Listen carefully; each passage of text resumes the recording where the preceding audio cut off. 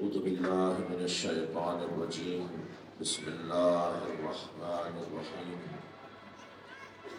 الحمد لله الذي لا يبلغ مدحته القائلون ولا يحصي نعماءه العادون ولا يعدي حقه المجتهدون، الذي ليس لصفته حد محدود ولا نعت موجود ولا وقت معدود ولا أجل ممدود، فترى الخلائق بقدرته ونشر الرياح برحمته.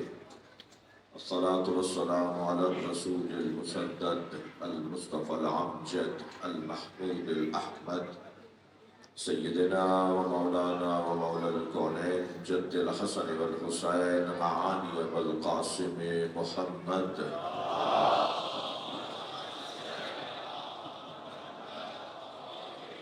وآله الطيبين الطاهرين المعصومين الذين قال الله إنما يريد الله ليذهب عنكم الرجس أهل البيت ويطهركم تطهيرا.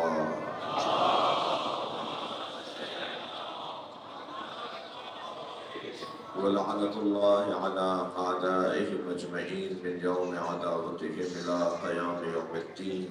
أما بعد، قال الحكيم في القرآن الكريم: بسم الله الرحمن الرحيم.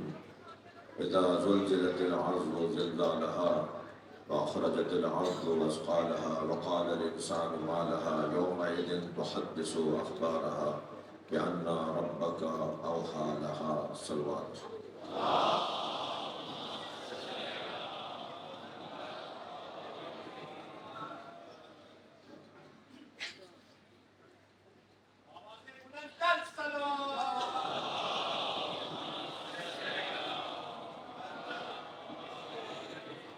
ایک اور قدم صلوات ہے.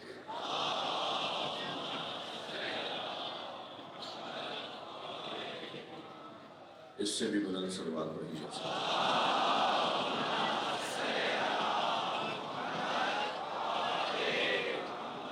اپنا رزق اتروائیے بلند صلوات کی صورت.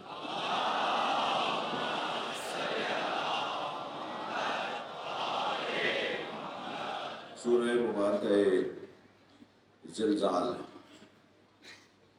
کہنے کوئی بچہ، کوئی جوان، کوئی میرا عزیز یہ سوچے کہ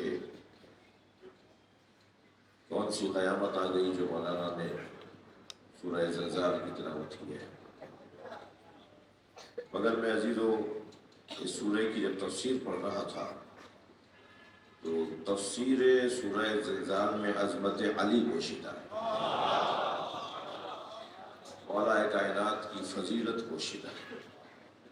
یعنی اگر سورہ زلزال پڑھا جائے جس کا پورا عنوان یہ ہے کہ جب زمین جھٹکے کھائے گی، اذا زلزلت الارض زلزالہا، جب زمین کانپے گی، جھٹکے کھائے گی، زلزلہ آئے گا تو کیا ہوگا؟ اخرجت الارض اثقالہا، اور اس کے جھٹکے لگنے سے اس کے اندر جو چیزیں ہوں گی وہ باہر نکل کر آئیں گی. تو ایک انسان ہوگا جو کہے گا تجھے کیا ہو رہا ہے. کس سے کہے گا؟ مجھ سے اور آپ سے نہیں کہے گا، زمین سے بات کرے گا. ایک انسان ہوگا جو کہے گا وقال الانسان ما لها، ایک انسان اس زمین کو کہے گا تجھے کیا ہو رہا ہے. یومئذ تحدث اخبارها، یہ وہی دن ہوگا جس دن زمین اپنی خبریں اس انسان کو سنائے گی. اَنَّ رَبَّكَ أَوْحَىٰ لَهَا، اور ایسے سنا رہی ہوگی. صلوات پڑھیں ذرا محمد وعلیہ.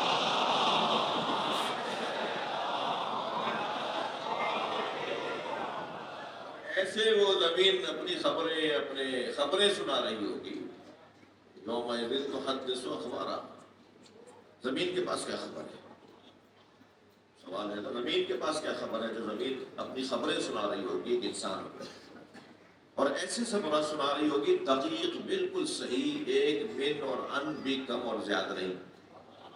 اس لیے کہ وحی کا تقاضا کیا ہے؟ وما ينطق عن الهوى ان هو الا وحی یوحی. سرکار دو جہاں پر جب وحی آتی ہے تو قرآن یہ کہہ رہا ہے کہ میرا نبی تو بات ہی نہیں کرتا، مگر جو کرتا ہے وہ وحی کے مطابق کرتا ہے. یعنی ان کا ہر بات، ان کی ہر بات مکمل اللہ کی وحی کے مطابق ہوتی ہے۔ آیت کہہ رہی ہے کہ بیان رب کا ایسا ہوگا، ایسی پکی خبریں دے گی، ایسی مضبوط بات کرے گی یہ زمین کہ بیان رب کا وحالا، گویا اے میرے حبیب تیرا رب جو ہے اس پر وحی کر رہا ہے، یعنی اللہ کی وحی کے مطابق یہ زمین بات کر رہی ہے، جو کہہ رہی ہوگی بالکل من اور ان صحیح بات کر رہی ہوگی۔ وہ انسان کون ہے جس سے زمین بات کرے گی؟ اور زمین کہاں بات کرے گی، کیسے بات کرے گی، کیا خبریں دے گی، زمین کے پاس کیا خبریں ہیں؟ اگر اس مجموعی طور پر ان آیات کے اوپر غور کر لیا جائے تو ایک بہت منفرد پیغام یہ ہے کہ خبردار یہ مت سمجھنا کہ صرف تمہاری ہی زبان ہے۔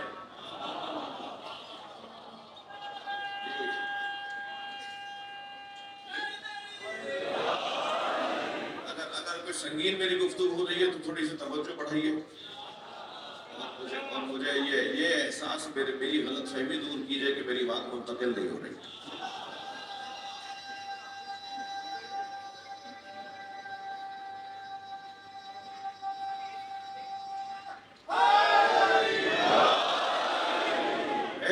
پہلی بات یہ ایک روشن بات یہ ہے کہ صرف ہماری زبان نہیں ہے، کسی اور کی بھی زبان ہے، کوئی اور بھی بولتا ہے، کوئی اور بھی بول سکتا ہے۔ اب اگر میں کسی کی بولی سن نہیں رہا ہوں تو بہرا تو میں ہوں۔ یہ کوئی ضروری نہیں ہے کہ جو میں سن نہیں رہا وہ بول بھی نہیں رہا۔ میرا نہ سننا کسی کے نہ بولنے کی دلیل نہیں ہے۔ توجہ کر رہے ہیں آپ؟ بھائی اگر توجہ ہے تو میں اپنے مضمون کو اور روشن کروں۔ جب زلیخا نے حضرت یوسف کو اپنے حجرے میں بلایا اور 7 دروازوں کو باہر سے تالا ڈلوا دیا، اور آخری کمرے کے اندر جب پہنچے حضرت یوسف، اور پھر حضرت یوسف سے اس نے ہے تلک کہہ کر اپنے ارادے کا اظہار کیا، جی تحیت و لک ہے تلک، جس کا مطلب یہ میں تیرے لیے تیار ہوں۔ تو حضرت یوسف علیہ السلام نے فرمایا قال معاذ اللہ، حضرت یوسف نے اللہ کی معاذ میں، اعوذ میں، پناہ میں جانے کی بات کی، کہتے ہیں اعوذ باللہ من الشیطان الرجیم، جب اللہ کی پناہ میں جانے ہوتے ہیں، اللہ سے کہہ دیتے ہیں یا اللہ ہمیں تو اپنی پناہ میں لے لے، اب اللہ اپنے آپ کو اللہ کے حوالے کر رہے ہوتے ہیں۔ حضرت یوسف علیہ السلام نے بھی ایسے ہی فوراً فرمایا قال معاذ اللہ، اللہ کی طرف اپنے آپ کو رجوع کروایا، اللہ کی طرف توجہ کی، اللہ سے کہا کہ میں اللہ تیری پناہ میں ہوں۔ اچھا جیسے حضرت یوسف نے اپنے اللہ کی بات کی تو زلیخا کو بھی یاد آیا کہ یہ بھی کسی کو مانتی ہے، تو فوراً دیکھا تو کونے کے اندر ایک بت رکھا ہوا تھا جس کی یہ پوجا کرتی تھی، تو بیڈ سے بستر سے چادر کھینچ کے اس کے اوپر چادر ڈال دی۔ حضرت یوسف نے فرمایا یہ تم نے کیا کیا؟ کہنے لگی مجھے اپنے اللہ سے حیا آ گئی۔ تو حضرت یوسف نے فرمایا تم نے تو اپنے اللہ کی آنکھوں پہ پردہ ڈال دیا، میرے اللہ کی آنکھوں پہ پردہ نہیں ڈالا جا سکتا۔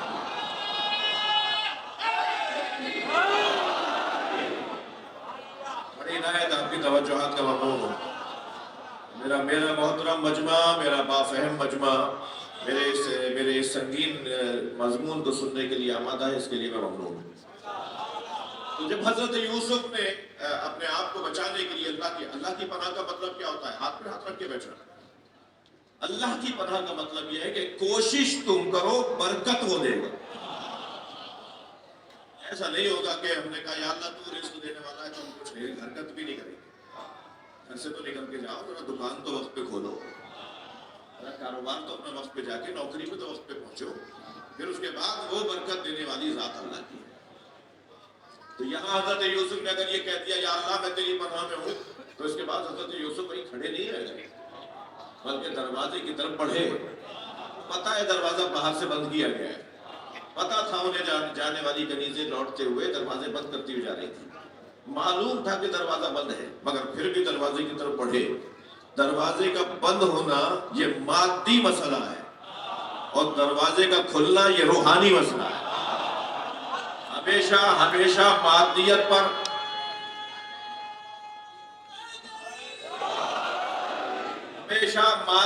پر روحانیت غالب رہی ہے، ہمیشہ مادیت کے اوپر روحانیت غالب رہی ہے۔ حضرت یوسف پڑھے، باہر سے تالا ٹوٹا، کوئی توڑنے والا نہیں تھا۔ کوئی غیب ہے بھائی جو مجھے نظر نہیں آ رہا. جی ڈاکٹر قلم توڑ دیں، ان کا دماغ کام کرنا چھوڑ دے. ایک جنازہ جب قبر میں دفنا دیا جاتا ہے تو میڈیکل کے تقاضوں کے مطابق اس جنازے کو فاسد ہونا چاہیے. یہ پھولے گا، یہ پھٹے گا، اس کے اندر جی بدبو ہوگی، اس کے اندر کیڑے پڑیں گے، جی یہ ختم ہو جائے گا. پھر وہ بہت عرصے تک، کیونکہ سالوں تک وہ ایک ہی جگہ رہتا ہے، تو آہستہ آہستہ اس کے اندر مٹی ملنا شروع ہوگی، اور پھر شاید 200-400 سال بعد، 200 سال کے بعد وہ ہڈیاں بھی ختم ہو جائیں گی، وہ مٹی ہو جائے گی. ٹھیک ہے، خبر کئی مرتبہ گرے گی، پھر اسے فل کر دیا جائے گا، پھر گرے گی، فل کر دیا جائے گا، آدمی ختم ہو جائے گا. میڈیکل یہی کہتی ہے، تقاضا طبی تقاضا یہی ہے. مگر میرے پاس ایک کتاب ہے جس میں 500 جنازوں کا تذکرہ ہے جو ہزاروں سال بعد بھی تازہ نکلے. تازہ نکلے، حتیٰ اتنے تازہ نکلے کہ جب ان کے پیشانی پہ بندھے ہوئے رومال کو کھولا گیا، میں تھوڑی گردن ہلا دو بات چاہے تو صدیوں کے بعد بھی ان کی پیشانی کا جب رومال کھولا گیا تو تازہ خون ابلنے لگا. اسے ہور کہتے ہیں.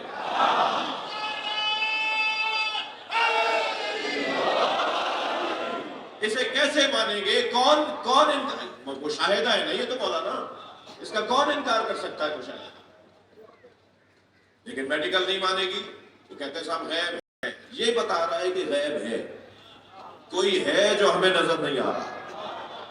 اور یاد رہے کہ مومنین کی نشانی ہی یؤمنون بالغیب ہے. مومن ہوتا ہی وہ ہے جو غیب پر ایمان رکھتا. جی حضرت یوسف علیہ السلام کو غیب پر ایمان اور غیب کے ایمان کے وہ مبلغ اور مروج ہے. آگے بڑھے تالا ٹوٹ گیا، دوسرے دروازے کی طرف بڑھے تالا ٹوٹ گیا، تیسرے دروازے کی طرف بڑھے تالا ٹوٹ گیا. سارے دروازوں کے تالے اللہ بر وقت توڑتا رہا، زلیخا نہیں پہنچ پائی. وہ اللہ چاہتا تو آخری دروازے کا تالا بھی اتنا پہلے توڑ دیتا کہ زلیخا پہنچ نہ پاتی. مگر یہ تو آخری دروازے پہ کوئی اور منظر بنانا تھا. یہاں تو اللہ کے ارادوں کا تو اللہ ہی جانتا ہے نا، غیب کے معاملات کو تو اللہ ہی جانتا ہے. لہذا آخری دروازہ اتنی تاخیر سے ٹوٹا، دروازے کا تالا اتنی تاخیر سے ٹوٹا کہ زلیخا پہنچ گئی حضرت یوسف تک، اور اس نے حضرت یوسف کی قمیص کو یہاں سے پکڑا، پیچھے سے روکنے کے لیے پکڑا. حضرت یوسف آگے جا رہے تھے، اس نے قمیص پکڑی تو قمیص کھچی تو وہ پھٹ چلی. جیسے ہی قمیص پھٹی اور دروازہ کھلا تو سامنے عزیز مصر کھڑا تھا، زلیخا کا شوہر، حضرت عیسیٰ علیہ السلام کو جس نے پالا تھا، باپ بن کے پالا تھا. حضرت یوسف علیہ السلام کو جس نے باپ بن کے پالا تھا وہ سامنے کھڑا تھا. فَأَلْفَيَا رَبَّهَا لَدَى الْبَابِ، ایسے آیت کہتی ہیں. سامنے ایک مرتبہ اسے کھڑا دیکھا. اب جیسے ہی زلیخا نے اپنے شوہر کو دیکھا، اس نے گرگٹ کی طرح رنگ بدلا اور کہنے لگی تم ہی بتاؤ تمہارے اہلیہ کے ساتھ کوئی اگر ایسا کرے تو اس کی سزا کیا ہے؟ ایک مرتبہ اس نے رنگ بدل دیا. ابھی ایک کمرے پہلے تک، ایک دروازے کے پہلے تک تو کچھ اور بول رہی تھی، اب اپنے شوہر کو دیکھ کر ایک مرتبہ کہتی ہے اس نے مجھ پہ حملہ کیا ہے. اب حضرت یوسف علیہ السلام کیا فرمائے؟ حضرت یوسف نے صرف انہیں کہا کہ یہ غلط کہہ رہی ہے، انہوں نے میرے ساتھ ایسا کیا ہے. مگر دروازہ تو ان کا تھا، کمرہ تو ان کا تھا، حجرے سے تو تم ان کے نکل رہے ہو، یہ کیسے دنیا کو سمجھاؤ گے؟ مگر حضرت یوسف علیہ السلام کو غیب پر ایمان ہے. وہ صاحب غیب کہ جو دروازے توڑ سکتا ہے وہ یہاں بھی مدد کرے گا. یہ جو شور شرابے کی آواز آئی نا، میں نے واقعہ لمبا سنا دیا، اصلی موضوع میرا اب آ رہا ہے.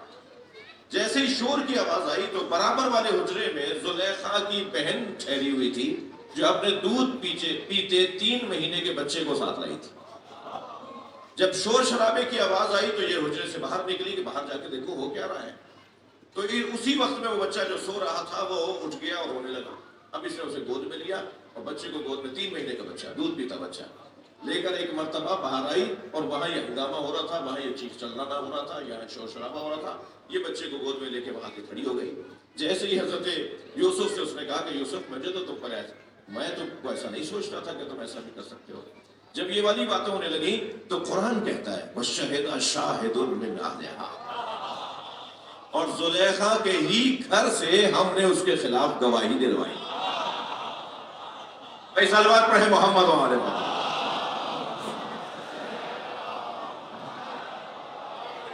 وہ 3 مہینے والا بچہ جو اپنے ابا کو ابا نہیں بولتا، جو اپنی اماں کو اماں نہیں بولتا، وہ بولنے لگا، اور بولا بھی یہ بولا ان کانا قمیصہ قط من قبل فصدقت، اگر قمیص آگے سے پھٹی ہوئی ہے تو یہ سچ کہہ رہی ہے، اور اگر قمیص پیچھے سے پھٹی ہوئی ہے تو یہ جھوٹ بول رہی ہے۔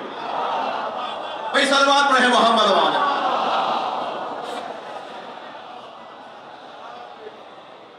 میرا جو مضمون تھا وہ یہ تھا کہ گواہی دینے والا اللہ چاہے تو زمین بولے، اللہ چاہے تو 3 مہینے کا بچہ بولے، اللہ چاہے تو علی کے ذوالفقار بولے۔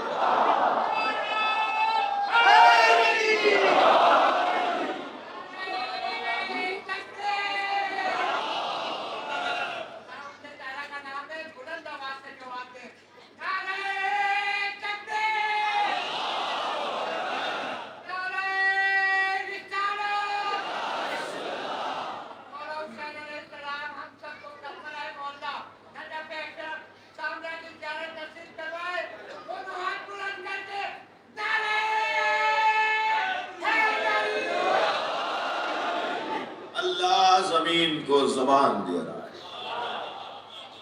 جی۔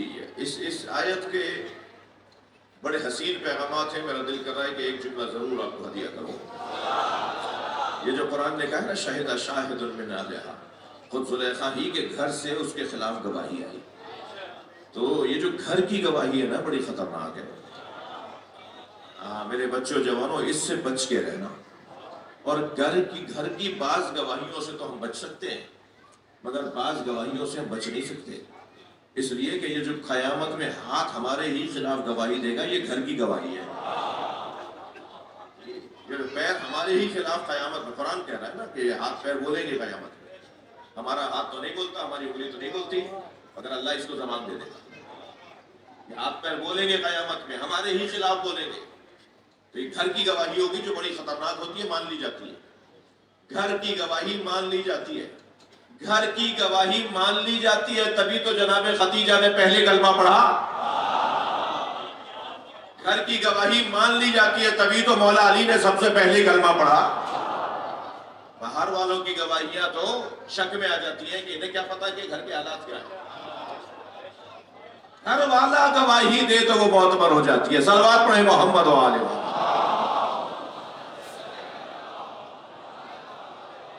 زمین بات کرے گی بھائی، زمین بات کرے گی ایک انسان سے، وہ انسان کون ہے جی؟ حضرت ابوبکر کا زمانہ ہے، زلزلہ آ گیا، مدینہ کانپنے لگا۔ تھکے ہوئے تو نہیں ہیں آپ؟ پورا شہر مدینہ کانپنے لگا، دیواریں دروازے ٹوٹنے لگے، ایک خوف کا عالم حاکم ہو گیا۔ اور ایک مرتبہ زلزلہ تھمنے کو نہیں ہے، بار بار جھٹکے ہیں، بار بار خوف ہو، اتنا زیادہ خوف ہے کہ لوگ اپنے گھروں سے باہر آ گئے، چیخنے چلانے کی آوازیں آ رہی ہیں۔ تو حضرت ابوبکر سے کسی نے کہا کہ علی کے گھر چلو۔ ساری امت مولا علی کے دروازے پر آئی، مولا کے دروازے پہ دستک دی گئی تو مولا دروازے پر آئے۔ جیسے ہی دروازے پر آئے تو حضرت ابوبکر نے فرمایا کہ مجھے آپ سے مدد چاہیے۔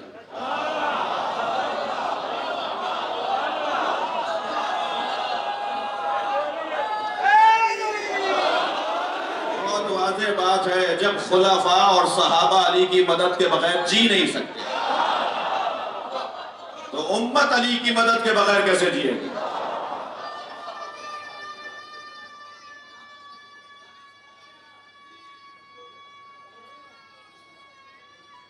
مل کے جواب دیجیے۔ مولا نے فرمایا کیا ماجرا ہے؟ والا جہاں بیٹھا ہے تھوڑا سا اس کے پاس کو میرے لیے میرے حوالے سے بڑھاؤ۔ مولا نے فرمایا ماجرا کیا ہے، ہو کیا رہا ہے؟ توجہ ہے؟ مولا نے امت سے کہا ہو کیا رہا ہے؟ کہنے لگے علی آپ تو نہیں معلوم مدینے میں زلزلہ آ رہا ہے؟ حضرت نے فرمایا میرے گھر میں تو نہیں ہے۔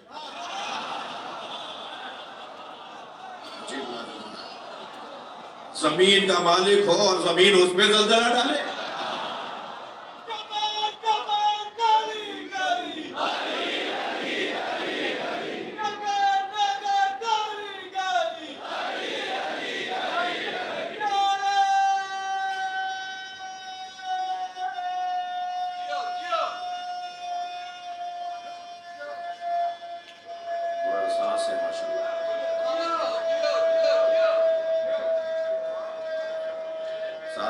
جائے گا. ایسے ہی شان سے مولا کا نام لینا چاہیے. حضرت فرمائے میرے گھر پہ تو زلزلہ نہیں ہے. حضرت مولانا تشریف لائے. مولا نے فرمایا, حضرت مولا علی نے فرمایا میرے گھر میں تو زلزلہ نہیں ہے. انہوں نے کہا یا علی سارا مدینہ کہاں پر ہے؟ حضرت گھر سے باہر آئے. مولا نے فرمایا آؤ میرے ساتھ آؤ. اب علی آگے آگے, مجلسی مجمع ہے, مجلس سے سننے والے لوگ بیٹھے ہیں. اب مولا آگے آگے اور امت پیچھے پیچھے. تو مجھے جملہ کہنے دیجئے کہ کبھی اختیاراً علی کی امامت مانی جاتی ہے اور کبھی اجباراً علی کی امامت مانی جاتی ہے. اب اگر یہ علی آگے آگے پیچھے پیچھے ساری امت, مولا ساتھ آگے آگے جا رہے ہیں, ساری امت ساتھ جا رہی ہے. ایک چلے کے قریب جا کے مولا رکے. دور سے شہر نظر آ رہا ہے جو ہل رہا ہے. جی وہاں تک اس کے اثرات ہیں جہاں باہر رہے. تو ایک مرتبہ ہلتی ہوئی زمین مولا نے محسوس کی. تو اب روایت کہتی ہے کہ مولا زمین پر بیٹھے اور ایسے ہاتھ پھیرنے لگے جیسے مالک اپنے بے چین جانور کو پیار کرتا ہے.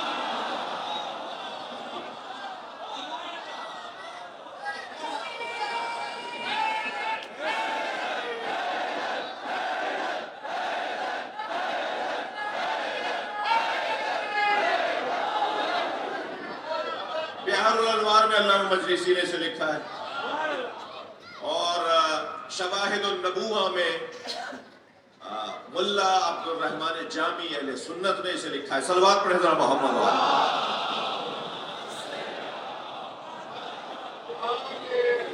ایک اور بلند صلوات.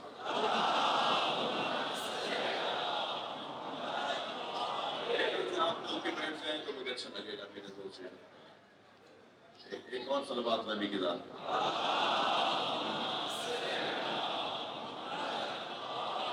اسے بلند صلوات.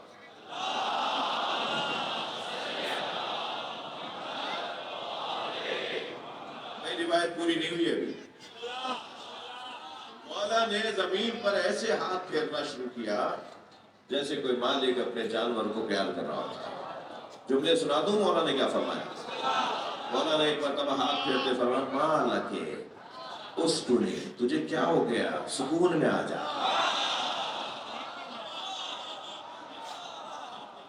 مالکے اسکنے فسکنت. جیسے ہی میرے مولا علی نے فرمایا تجھے کیا ہو گیا, سکون میں آ جا, وہ سکون میں آ گئی. وہ جو کر لیا آپ نے.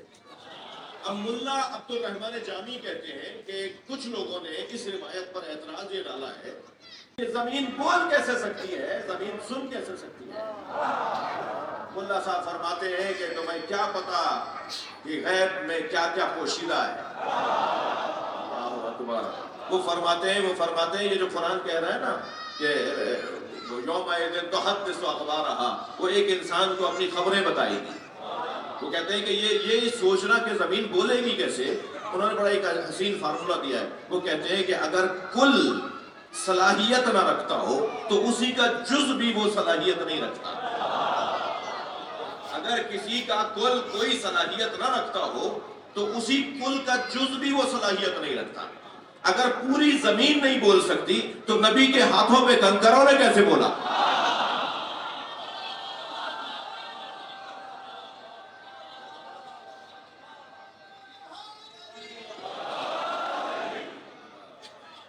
میرا محترم مجمع میرے ساتھ ہے.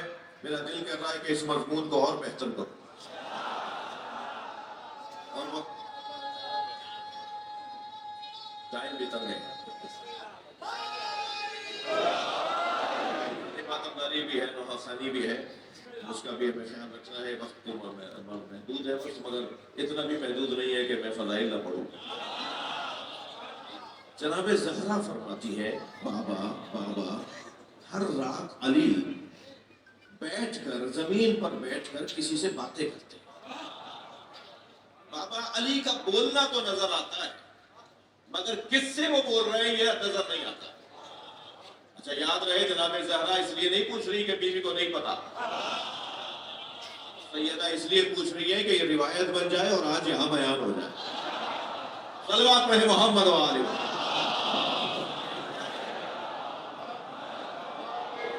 فرماتی کے بعد روزانہ رات میں علی، توجہ چاہوں گا، روزانہ رات میں علی زمین پر بیٹھ کر کسی سے باتیں کرتے ہیں اور علی کو جواب آتا ہے، جواب ہم نہیں سنتے، علی کا بولنا سنتے ہیں۔ تو میرے مولانا بھی مسکرایا اور فرمایا اللہ نے، بھائی جملہ سنیں، اللہ نے زمین کو حکم دیا ہے کہ روزانہ جو اس پہ گزرے رات میں علی کو خبر دے۔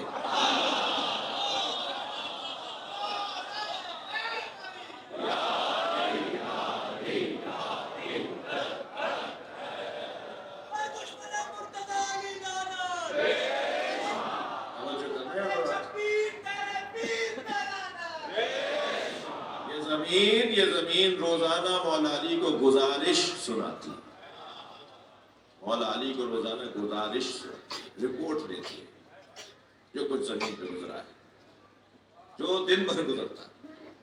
خطرناک بھی ہے بھائی، یہ مجلس جو اس وقت ہو رہی ہے نا، اس کی گزارش بھی علی کے پاس پہنچے گی۔ یہ تو ہوا ایک مثبت پہلو، یہ تو ہوا ایک حسین پہلو، یہ تو ہوا ایک خوشی کا پہلو کہ ہم سب کی باتیں بتائے گی کون کون آیا تھا مجلس میں۔ میرے مولا کی بارگاہ میں لسٹ پہنچے گی، کم سے کم جس زمین پر آپ بیٹھے ہیں نا، یہ والی زمین رپورٹ دے گی، اپنی مولا کو رپورٹ دے گی، بتائے گی کہ کیا ہوا ہے۔ اور اس کا ایک خطرناک پہلو بھی ہے، یہ تو عبادت ہو رہی ہے، یہ تو نیکی ہو رہی ہے، تو مسجد کے صحن میں بیٹھے ہیں، یہ تو زری کے زری اور بارگاہ کے سائے میں بیٹھے ہیں، ایسے ہی۔ لیکن کبھی کبھی کوئی نہ کوئی سنتے ہیں کہ ایسا بھی ہوتا ہے کہ برے کام بھی زمین پہ ہوتے ہیں۔ اب برے کام کرنے والے اگر علی والے ہوں تو میرے مولا علی علیہ السلام کو دوسروں کی برائیوں پر بھی دکھ ہوتا ہے، مگر اپنوں کی برائیوں پہ زیادہ دکھ ہوتا ہے۔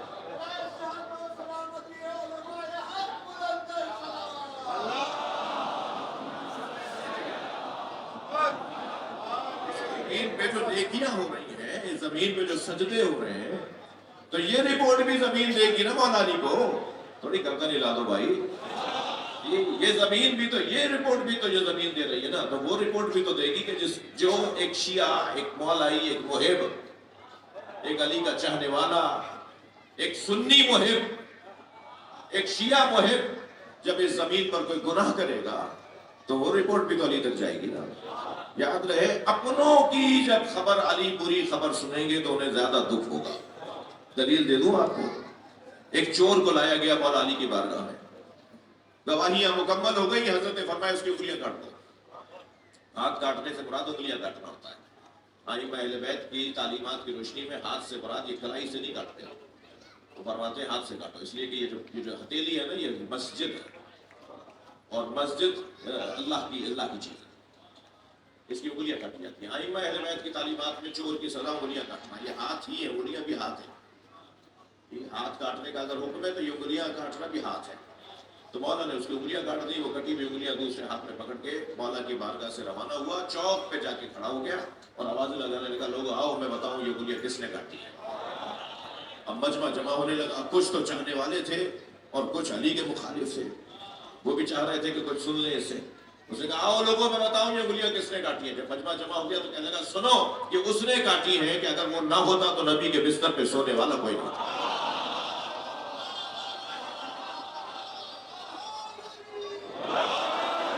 اس نے کاٹی ہیں کہ جو نبی کی بیٹی فاطمہ کا شوہر ہے، یہ انگلیاں اس نے کاٹی ہیں جس نے خیبر فتح کیا، جس نے خندق فتح کیا، جس نے بدر کو فتح کیا۔ یہ انگلیاں اس نے کاٹی ہیں جسے نبی نے علم دیا۔ اب یہ مولا کے فضائل پڑھ رہا تھا، مجمع میں سے ایک شخص نے آواز دے کر کہا علی تمہاری انگلیاں کاٹے، علی تمہارا ہاتھ کاٹے، اور تم علی کے فضائل پڑھ رہے ہو۔ کہنے لگا فضائل تو اسی کے پڑھے جائیں گے جو عدل الہی کو نافذ کرتا ہے۔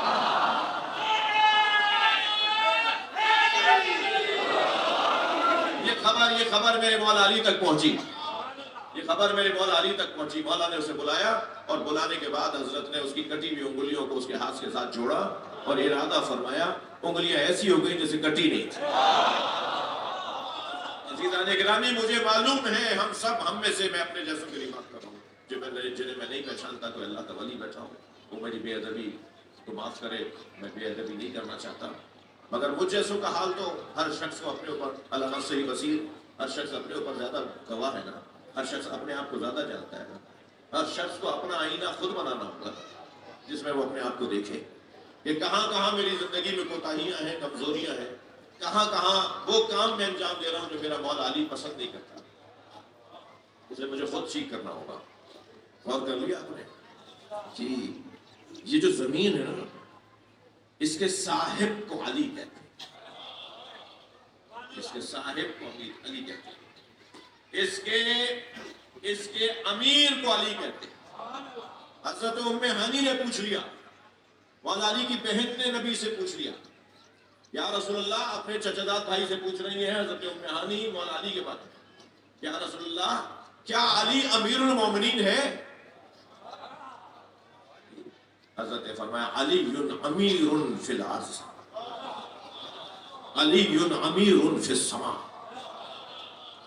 اے ام ہانی جان لو، علی زمین پر امیر اور علی آسمانوں پر امیر۔ اس پوری کائنات میں اگر کوئی امیر کا عنوان رکھتا ہے تو اسے علی کہتے ہیں۔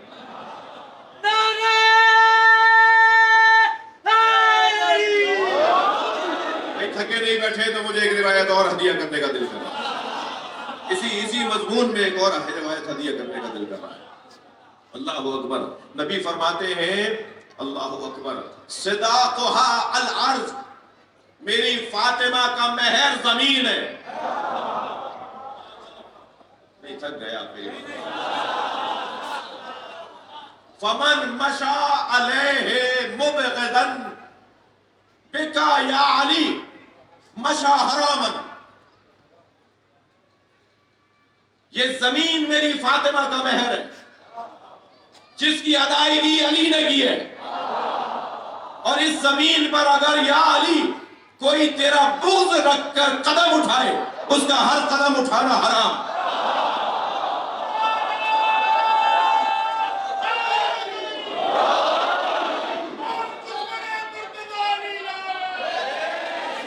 صلوات پڑھے محمد و آل محمد۔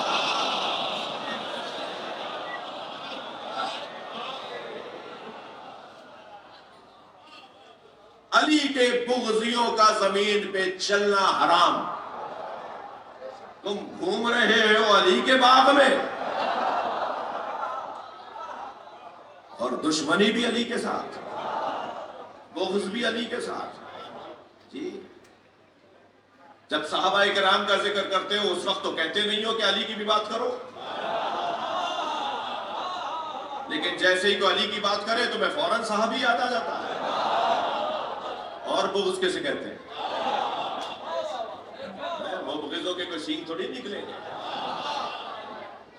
چہرہ بتائے گا علی کا نام سن کے کہ ان کا حال کیا ہے۔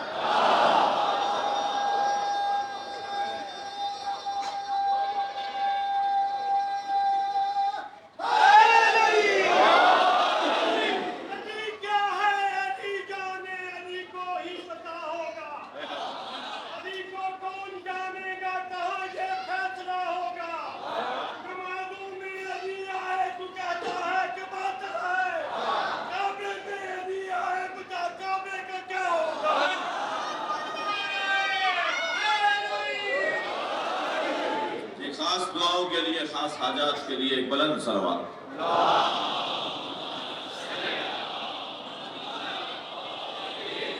بات تھوڑی سی آگے جائے۔ مولانا میرا تو آپ لوگوں کی توجہ کو دیکھ کر دماغ چلنا شروع ہو گیا ہے۔ سرکار دو جہاں نے ابو تراب لقب علی کو دیا ہے۔ یہ ابو تراب کا مطلب کیا ہے؟ مٹی والا، صاحب الارض۔ حضرت ابن عباس سے پوچھا، توجہ ہے میرے ساتھ،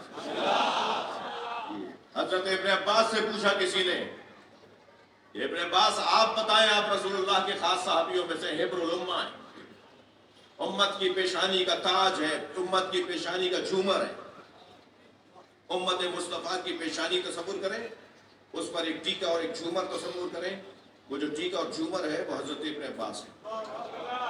یہ سنی شیعہ نے بولا ہے نا، حبر الامہ، چمکدار پیشانی امت کی آپ ہے، روشن چہرہ امت کا آپ ہے، آپ بتائیں کہ یہ ابو تراب کا مطلب کیا ہے؟ نہیں ایسے نہیں، تھوڑی توجہ بڑھائیے۔ تو ابن عباس نے فرمایا ابو تراب کے 4 مطلب ہیں. ابن عباس نے 4 مطلب ابو تراب کے بتائے. فرمایا پہلا مطلب ہے صاحب العرض. علی صاحب العرض ہے.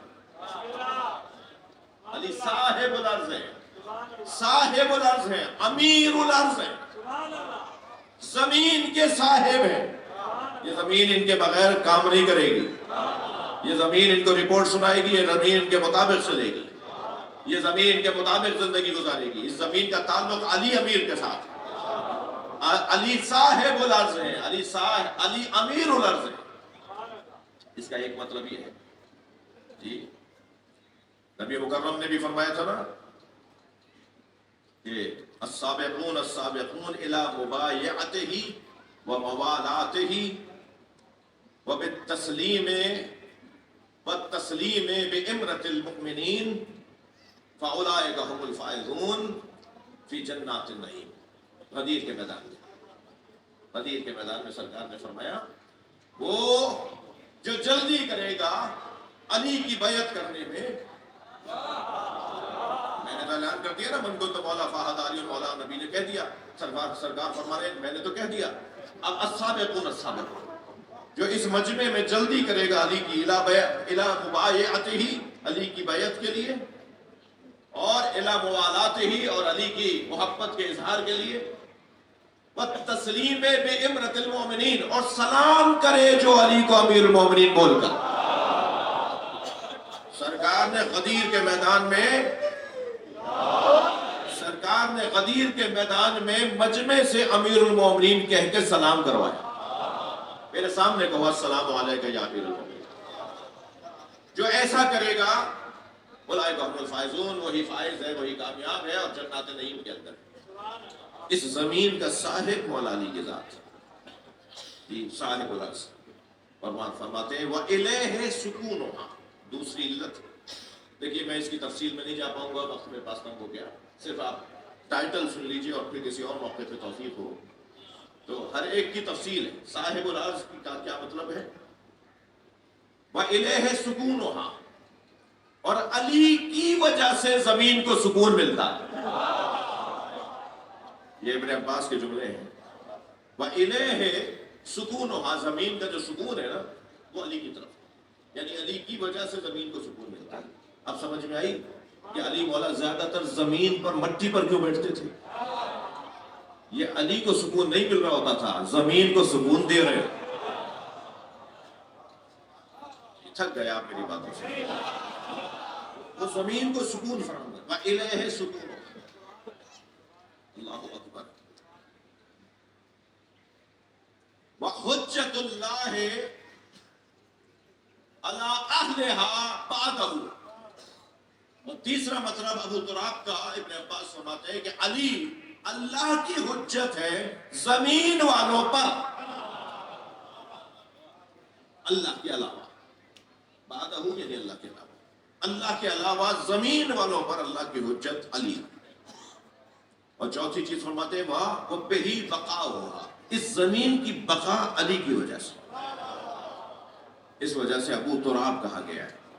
اور عزیزو آپ کو سن کے خوشی ہوگی علی کے شیعوں کا لقب نبی نے بیان فرمایا ہے. علی کے شیعوں کا لقب ہے تراب. تراب. پھر پوچھا گیا کہ صحابی محترم سے کہ علی کے شیعوں کو تراب کیوں کہہ رہے ہیں؟ فرمایا یہ علی کی اطاعت میں اتنے بچھ جاتے ہیں کہ علی کے علاوہ انہیں کوئی نظر ہی نہیں آتا.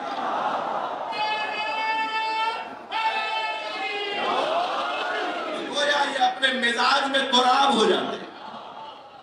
یہ مٹی بن جاتے ہیں اپنے مزاج کے اندر. اور جو اپنے مزاج میں تراب بن جائے اس کے ابو کو علی کہتے ہیں. یعنی صاحب شیعہ. شیعوں کا صاحب کون ہے؟ تراب اگر شیعہ ہیں تو ان شیعوں کا صاحب کون ہے؟ ان شیعوں کا مالک کون ہے؟ وہ ہے علی کی ذات. آمد ہیں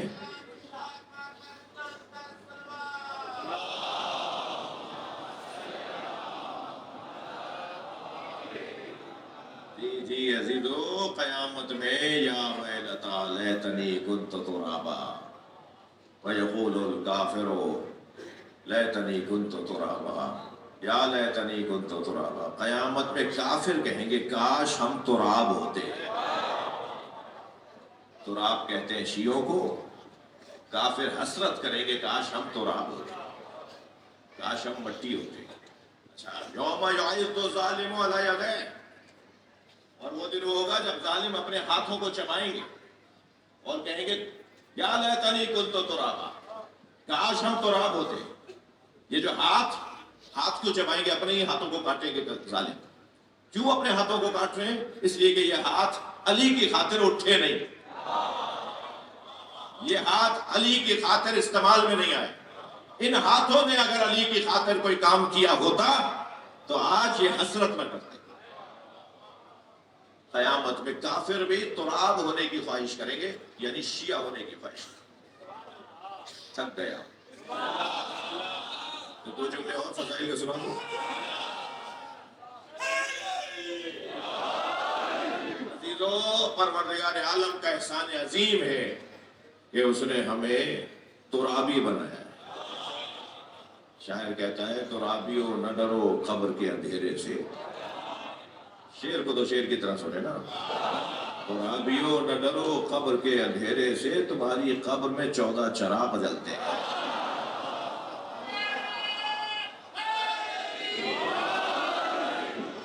اللہ کا کرم ہے، اتنی بڑی نعمت ہمارے پاس ہے جسے حب علی کہتے ہیں۔ اب اس سے اگر کوئی فائدہ نہ اٹھائے اور بس بچے کی طرح ہو جائے جس کے ہاتھ میں سونے کی ڈنڈی ہو، اور کوئی جانتا ہو کہ اس کے ہاتھ میں سونا ہے، وہ آگے بڑھ کر اسے ٹرافی دے کر کہے بیٹا ٹرافی لے لو، یہ دے دو، تو بچہ ٹرافی لے لے گا، سونا دے دے گا، اس لیے کہ سونے کو جانتا نہیں۔ وہ ٹرافی کو جانتا ہے، ٹرافی لے لے گا، سونے کو جانتا نہیں تھا اس لیے دے دے گا۔ ہم میں سے بھی عزیزو اللہ نہ کرے کچھ ایسے لوگ نہ ہوں جنہیں پتہ ہی نہ ہو کہ ولایت علی کہتے کیسے۔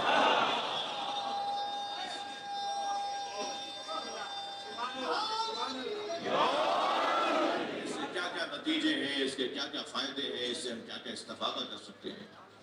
بڑی قسمت والے لوگ ہیں وہ جو مولا علی سے جڑے ہوئے ہیں، اور جب بھی میں یہ بات کرتا ہوں تو اس کا ہرگز مطلب سنی شیعہ کا مسئلہ نہیں ہوتا۔ یہ مجمع بھی اس وقت سنی شیعہ کا مجمع ہے، سب بیٹھے ہوئے ہیں۔ شیعہ مالک تو نہیں ہے نا ذکر اہل بیت کے، شیعہ تو نوکر ہے، اور نوکروں کو ویسے ہی اپنی اوقات میں رہنا چاہیے۔ مالک کے مہمانوں کا خیال کرنا چاہیے۔ جو بھی ذکر اہل بیت سننے آیا ہے اس کی میزبانی کی ذمہ داری آپ شیعوں کو دی گئی ہے، تو خبردار تکبر نہ کرنا، بلکہ انکساری اور خاکساری کے ساتھ ان کی خدمت کرنا۔ خود پکایا خود کھا لیا یہ کوئی ہنر نہیں، انہیں کھلائیں جو مہمان آئیں، ڈھونڈ ڈھونڈ کر پوچھ کر کے بھائی آپ پہلی دفعہ آئیں تو پہلے آپ میری جگہ بیٹھیں۔ اپنی جگہ چھوڑ کر کسی اور کو دینے والا گھبرائے نہیں، اسے اچھی جگہ ملتی ہے۔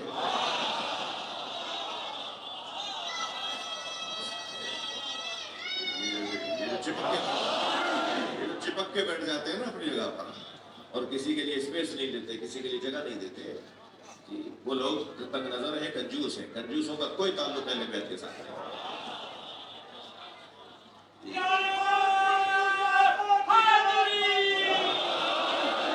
بلندر صلوات۔ مجھے اندازہ ہے تاخیر ہونے کا، مجھے اندازہ ہے کہ اس سے زیادہ عزاداری بھی ہے، ماتمداری نواخوانی بھی ہے۔ اب جو رات آنے والی ہے یہ رات علی والوں کے لیے تو قیامت کی رات ہے، اور ہم سب علی والے ہیں نا جو آئے ہوئے ہیں۔ جو بھی اس مجلس میں آیا ہوا ہے، جو بھی ہو، جس بھی مسلک و دین دھرم کا ہو، وہ مولا علی سے عقیدت رکھتا ہے نا، مولا کا مرید ہے نا۔ آج کی جو رات آ رہی ہے، زینب دوبارہ یتیم ہو۔ ایک مرتبہ جناب زینب اس وقت یتیم ہوئی جب جناب زہرا کے اوپر دروازہ گرایا گیا، اور دوسری مرتبہ زینب کبریٰ 21 رمضان کو یتیم ہوئی، اور شاید 21 رمضان تک علی کے بچوں کو یہ احساس بھی نہیں ہوا کہ ہماری ماں مر گئی ہے، اس لیے کہ باپ نے ماں بن کر بھی پالا، لیکن اب جب باپ دنیا سے جا رہا ہے تو گویا اب ماں اور باپ دونوں کا سایہ اٹھ گیا ہے. جی عجیب ہے اس گھرانے کی تقدیر، عجیب ہے اس گھرانے کے لیے آزمائش. جن کی خاطر اللہ نے ساری کائنات بنائی، ان 5 پنجتن کے جنازوں کا حال بتاؤں. نبی کے جنازے میں 11 لوگوں سے زیادہ لوگ نہیں تھے. میں کہتا ہوں اس پر ہی گھنٹوں رویا جائے کہ نبی کا جنازہ 11 لوگوں سے زیادہ لوگوں نے نہیں اٹھایا. امت نے مولا علی پر اعتراض کیا. نہج البلاغہ میں مولا علی کا خطبہ ہے کہ علی نے ہمیں نبی کے جنازے میں آنے کا ہمارا انتظار نہیں کیا. مولا نے فرمایا میں کسی کا محتاج نہیں، مجھے کسی کی ضرورت نہیں تھی کہ وہ آئیں تو جنازہ اٹھاؤں. میں اہل بیت ہوں، اہل بیت کے اوپر ذمہ داری تھی. گھر والوں کی ذمہ داری ہوتی ہے کہ جنازے کے غسل و کفن کا انتظام کریں. میں نے غسل و کفن کیا اور جنازے کو دفنا دیا. میں کسی کا محتاج نہیں تھا، ضرورت نہیں تھی مجھے. آپ کو آنا چاہیے تھا، میں آپ کا انتظار کیوں کرتا. امت کا اعتراض ہوا کہ علی نے، اہل بیت نے نبی کے جنازے میں ہمیں نہیں بلایا، ہمارا انتظار نہیں کیا. اس گھر میں، پنجتن کے اس گھر میں 75 یا 95 دن کے بعد جناب زہرا کا جنازہ ہوا. یعنی نبی کے رحلت کے 75 یا 95 دن کے بعد جناب زہرا کا جنازہ ہوا. اہل سنت بھائی کہتے ہیں 6 مہینے بعد ہوا.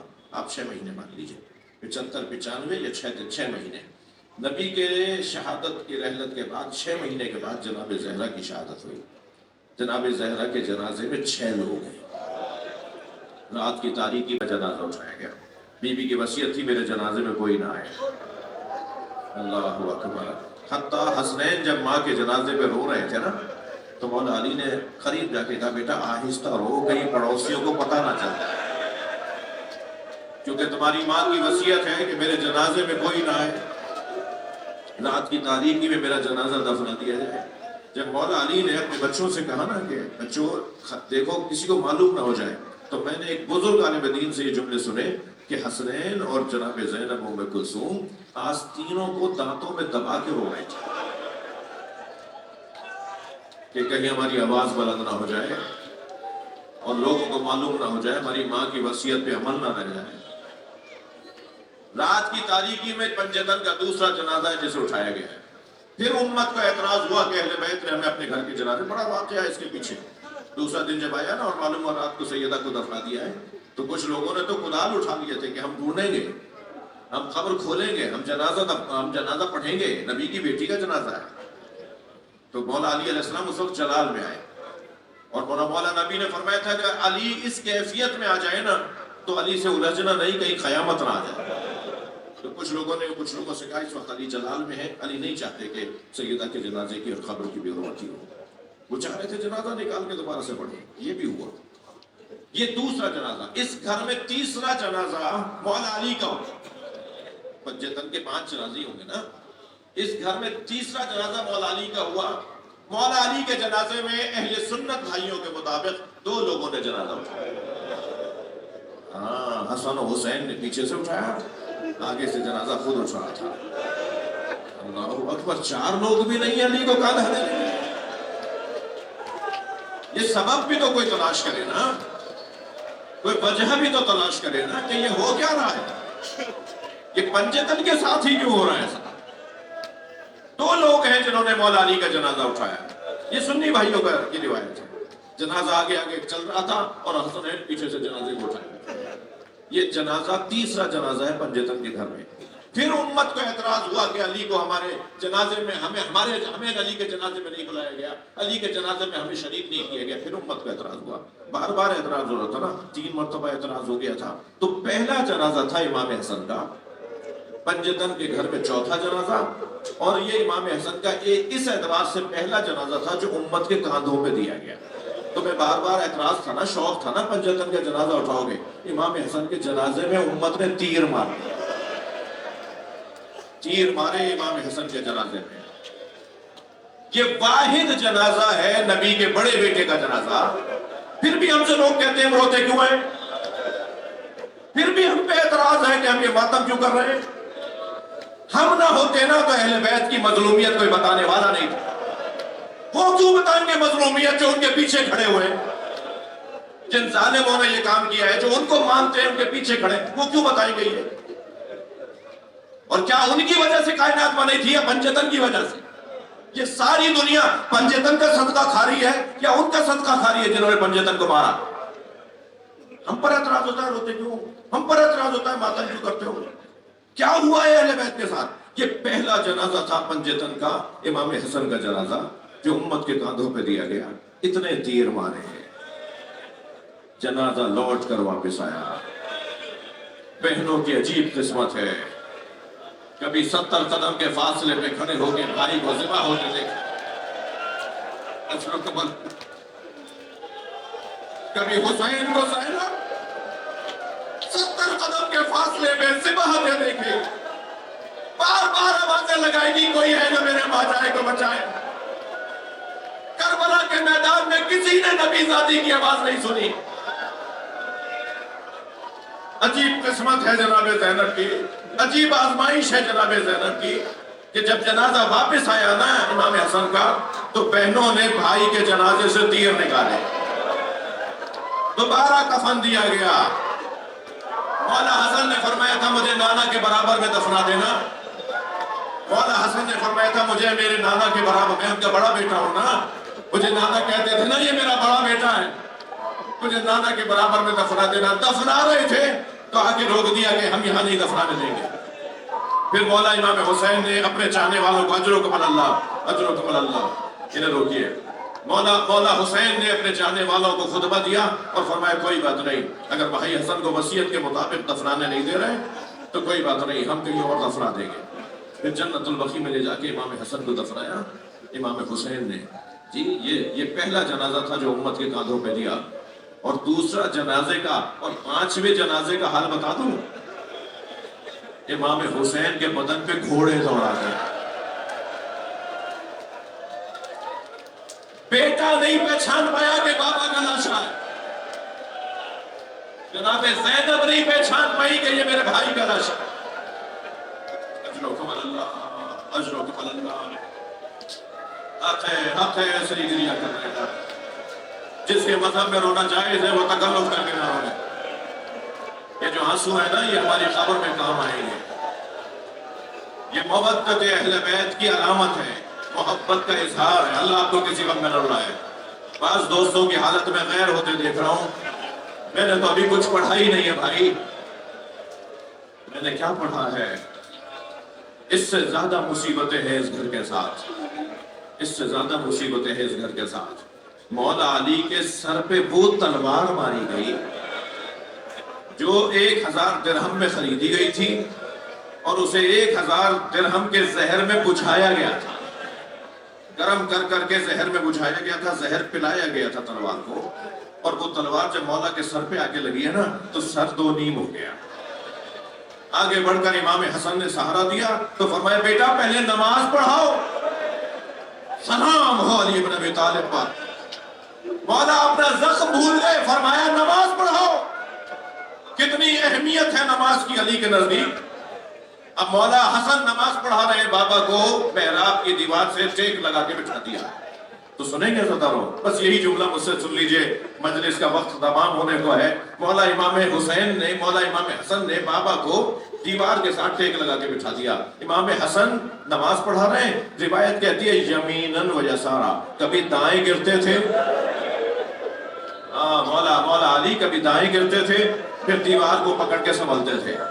خون نکل رہا ہے نا سر سے، سر کھل گیا نا مولا کا، کبھی بائیں گرنے لگتے تھے پھر دیوار پکڑ کے سنبھلتے تھے۔ میں ہاتھ جوڑ کر کہوں گا مولا آپ کبھی دائیں گرتے ہیں کبھی بائیں گرتے ہیں، سلام ہو حسین پر، جسے کربلا میں دائیں اور بائیں گرتے ہوئے سنبھالنے والا کوئی نہیں تھا۔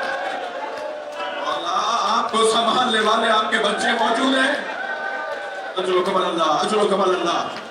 ایک مرتبہ نماز مکمل ہوئی، امام حسن مجتبیٰ علیہ السلام نے بابا کے سر پہ پٹی باندھی، پٹی باندھ رہے تھے نا، اطمینان دیکھیں علی کا، مولا حسن پٹی باندھ رہے ہیں اور پٹی سامنے بیٹھ کے پٹی باندھ، بالکل چہرہ مولا کا مولا کے سامنے ہے۔ تو مولا حسن کو دیکھ کے فرمانے لگے پہلے یہ بتاؤ میری داڑھی میرے خون سے رنگین ہو گئی؟ کیا اطمینان ہے، کیا سکون ہے۔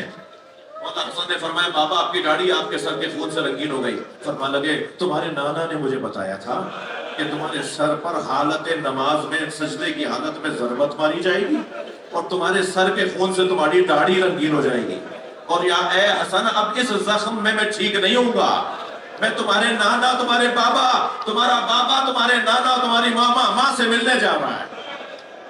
امام حسن مجتبی نے سہارا دیا، 2 قدم چلے، وہ علی جس نے خیبر فتح کیا، خندق فتح کیا، 2 قدم چلے، فرمانے لگے بیٹا مجھ سے چلا نہیں جا رہا۔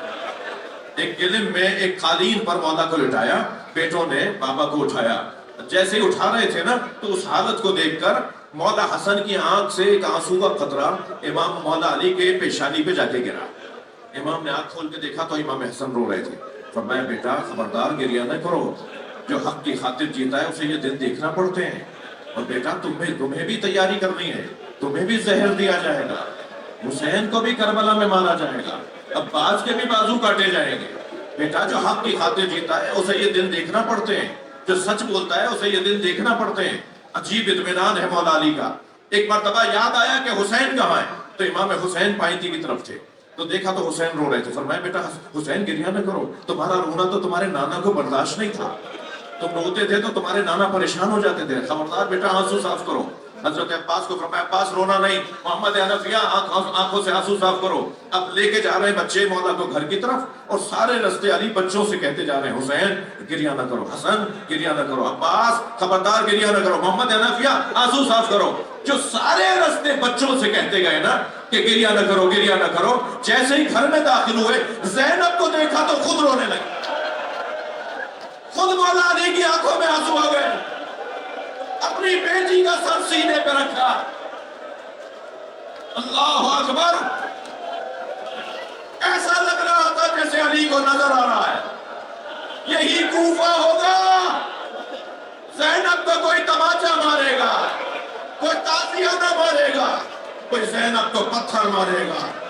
آج علی اپنے بچوں سے رخصت ہو۔